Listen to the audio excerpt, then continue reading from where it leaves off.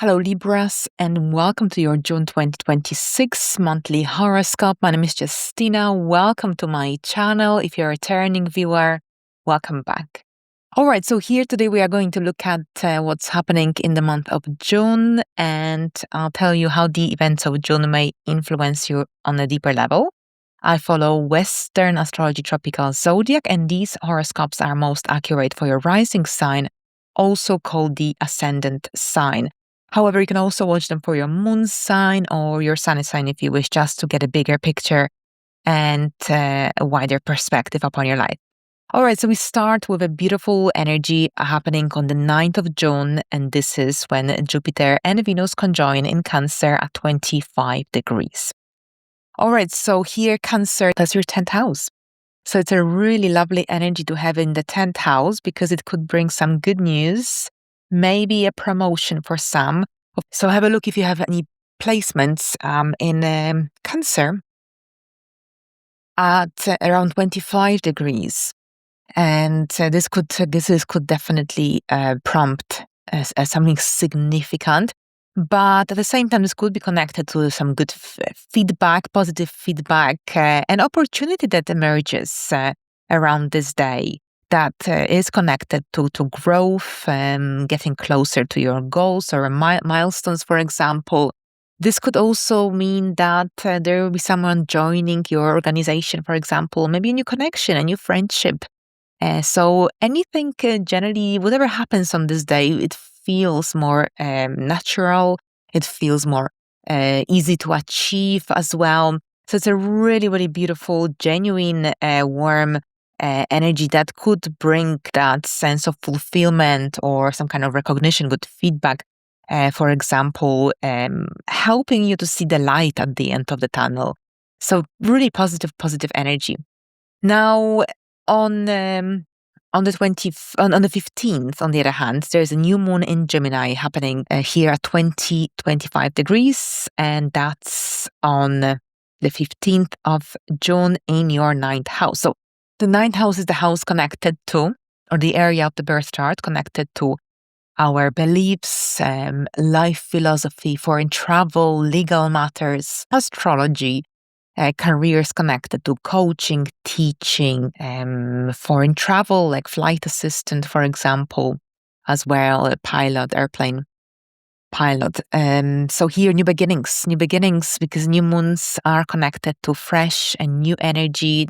A late degree of a new moon often indicates that it could kind of bring that sense of urgency or that need for kind of attending to this goal matter idea before it's too late. Now it's the 24th degree. I just double checked the 24th degree of Gemini. So if you have any placements at around, let's say 22 to 26 degrees of the multiple signs, that you will be under greater influence of this new moon. So really beautiful energy coming up for you here, and the 9th house is a great energy because it helps us to move forward with our life. It's larger than just a mundane. So it's a really good energy for growth, for development. Perhaps travel, a foreign travel could be on the horizon. Maybe this is connected to some passport visa applications. Maybe this could be connected to a course of study. Whatever it is, those 9th house dynamics, energies, events, situations, they generally help us grow. So it is connected to growth, development as well, personal. So something begins here for you. Now on the 19th, on the other hand, Chiron enters Taurus. Another very important event of 2026 this year. We are just going to get a little preview of this energy until early September, much more permanent from 2027 and onwards. Chiron has been in Aries since 2018, more or less, and here traveling through your relationship area. And I think you'll probably feel like it could be a relief for you. Chiron is now moving to the 8th house. Now, Chiron in the 8th house is different. And it's my natal placement. I think for a natal placement is quite of a challenging placement. This is the area of life connected to shared and joint resources, possessions. This is when often opportunities often come through others. This is the house of inheritance, of those more complex dynamics as well. So when Chiron comes here into this area of your life, you might notice very gently to this year, remember, and much more permanently from next year. You might notice that some deeply, deeply rooted feelings, emotions connected to trust, vulnerability, power dynamics, maybe some control issues, jealousy behavioral patterns in relationships, in partnerships, for example, or any financial, emotional issues, dynamics, entanglements could come up to the surface.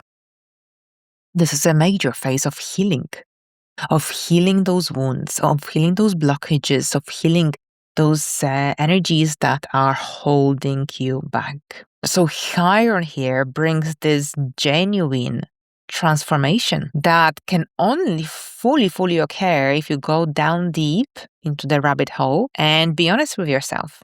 And be honest with what you find there. This is a chance for healing on a really huge level. So this year is just a little preview. I would really recommend to take notes of what shows up during this time between the 19th of June and early September, because this can give you a lot of insight of what you might possibly expect to happen, take place during the Chiron in Taurus transit that will be more permanent from next year. Now, as we move forward on the 28th, so between the 28th and the 30th, we've got a series of some really serious events taking place. Starts with Mars entering Gemini, and this is happening on 28th of June.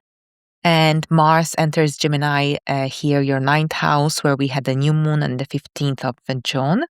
So wherever Mars goes, it speeds things up for us. It creates that sense of urgency, momentum as well.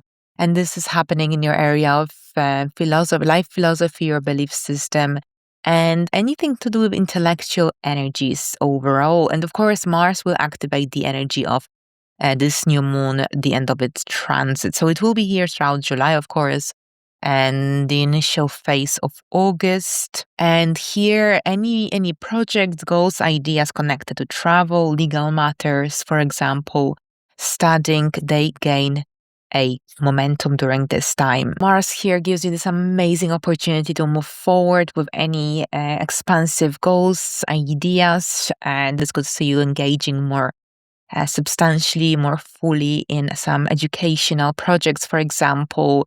If things connected to any legal paperwork, for example, legal applications have been moving slowly, Mars here is going to move things forward.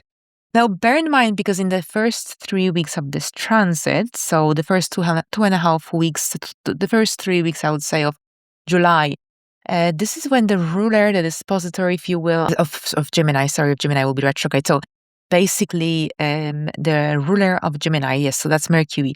Mercury will be retrograde in the sign of Cancer. So this retrograde starts on the 29th of June. It starts on the 29th of June and in the sign of Cancer. So this is another Mercury retrograde of 2026. So that's at 26 degrees of the sign of Cancer. All right, so Cancer, this is your 10th house. So you had a Jupiter and Venus conjunction here on the 9th of June.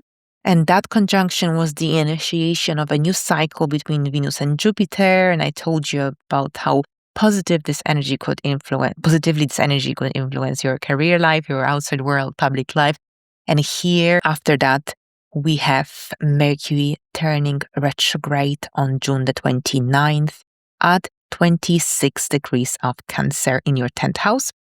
All right, so here, this is a retrograde that will influence your life for the first more or less 3 weeks of July. For this reason, the first 3 weeks of Mars in Gemini transit, you might find yourself reviewing the direction that your life is taking, reviewing some travel goals. Try to be cautious with making any big decisions or drastic changes in connected to travel, connected to studies, for example, or legal matters. Make sure you've got full understanding. Gemini energy can be scattered at times with Mars pushing forward. Sometimes we might be experiencing racing thoughts, for example. It's important to focus on one thing at a time. And of course, with Mercury retrograde, it's not a good time for starting anything brand new. It's better to carry on what you have already begun before the retrograde started. So that's before the 29th of June. You'll be reviewing your career goals, career objectives. Not everything might be moving the way you want. You might be questioning your choices, questioning your decisions. You might be reconnecting with some ex-coworkers, for example. Maybe someone might reach out, offer you an opportunity, for instance, as well. So try not to jump too quickly into these new ideas, goals, offers. If you can, leave it until after the retrograde is over. If you can't, make sure that you have got full clarity, because Mercury retrograde tends to cloud our judgment overall. And now at the same time, pay attention to what comes back from the past, especially connected to your status, to your career goals, to your public life, because it might be carrying a very special meaning for you. All right, so then we also have a full moon in Capricorn happening on the 29th in your 4th house. So that's the opposing house from the 10th house of Cancer. And a full moon is connected to endings, turning points, culminations. Full moons bring to light things that perhaps we overlooked, we neglected, we didn't see, or we didn't pay attention to enough. So that's your area here of your home life. Your home life is, if you think that perhaps some things at home have been neglected, overlooked, then this full moon will make it more apparent and will demand your attention, will demand resolution as well. So it's about finding this healthy balance, but at the same time, things that connected to your home that perhaps seemed unclear now will become much clearer. It's an amazing time for decluttering, for finding closure within a certain family dynamic, within a certain family member, for example. Maybe this could be connected to some completions, connected to some sale, a property sale, your home sale. For example, this will of course depend on your circumstances. So whatever the scenario here with the full moon in Capricorn, because Capricorn is connected to structure. If there's something in your home that lacks structure, and this could be your physical home, this could be your relationship with a family member, for example, then this full moon is going to bring it to light, and you will have to attend to this matter. This is your chance to find a resolution, to address it as well. But as I said, an amazing time for decluttering, for getting rid of things you don't need as well. For you might be also going through some renovations or completing some major renovations. Whatever it is, you're seeking more stability. You're fixing your foundations. You're establishing more structure in your home during this time. Now we end the month with Jupiter, the planet of growth, expansion, abundance, entering the sign of Leo.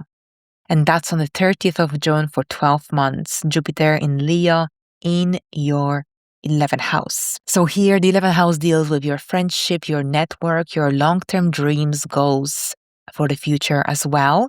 And this is your area of also your sense of belonging. So here, Jupiter will stay here for 12 months. With Jupiter transiting this area of your life, Jupiter often makes us want to connect to more like-minded people. It makes us more aware of who aligns with our energies, who doesn't. Jupiter here could bring some foreign connections as well, people from different cultures, different backgrounds to yours. Now, there could be opportunities for making new friends, for expanding your network, for joining new groups. You might feel more lucky and more closer to reaching your goals and milestones. Now, of course, we can't just look at Jupiter in Leo transit on its own, because in July, the South Node enters your Leo house, the North Node your Aquarius house. We have an eclipse, a solar eclipse in Leo as well in the month of August. And of course, we will have eclipses reoccurring here in these houses for 2 years between 2026, 2028. The nodes will stay here for 18 months. So what this means is that you will be going through friendships changes. If you feel lonely, if you feel misaligned with the people in your life, this is your chance. This is your chance.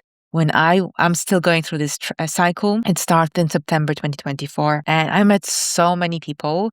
I joined different kind of groups. I left some groups in the meantime. Sometimes, you're not always going to make the right decisions, but it's good to try different things. See who aligns, see what groups align with you, and you won't know. You won't be able to fail if you don't try. And failing also makes you understand who is it that you resonate with. So it's a time when we might be experimenting with different groups, different networks, trying different things. But overall, with Jupiter here, this is a time when you could really meet like-minded people. And this could be also connected to some kind of involvement in groups, working with groups towards a common cause, and maybe even traveling with friends, meeting friends abroad. All right, so that's what I've got for you today, Libras. Have a great month ahead, and I'll see you next time. Bye for now.